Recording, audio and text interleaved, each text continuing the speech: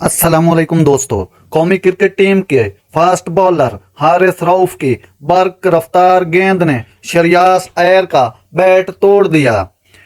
भारतीय बैटर 5 माह बाद इंटरनेशनल क्रिकेट में वापसी यादगार ना बना सके। उन्होंने अच्छा आगाज किया और बड़ी इनिंग्स खेलने के मूड में नजर आ रहे थे।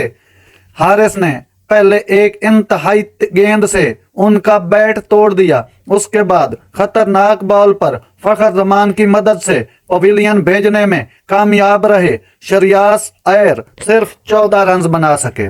दूसरी खबर यह है, पाकिस्तान क्रिकेट टीम के फास्ट बॉलर नसीम शाह ने कहा है कि भारत के खिलाफ पहला वनडे मैच खेलने का तजर्बा वनडे क्रिकेट में थोड़े सब्र के साथ बॉलिंग करना पड़ती है। शुरू में बॉल सेम और स्विंग हो रहा था और मूवमेंट से भी मदद मिल रही थी।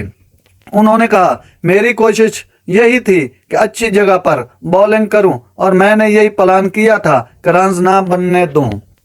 नसीम शाह ने कहा, शाहीन अफरीदी ने आगाज में गैर मामूली बॉलिंग की। हारिस रऊफ भी बॉलिंग अच्छी थी और अच्छी बॉलिंग का क्रेडिट सबको जाता है। पाकिस्तान क्रिकेट टीम के फास्ट बॉलर ने पाक भारत मैच के दौरान तारीख रकम कर दी। एशिया कप वनडे में पाकिस्तान के खिलाफ भारत की पूरी टीम 49वें ओवर में 266 रन बनाकर आउट हो गई थी।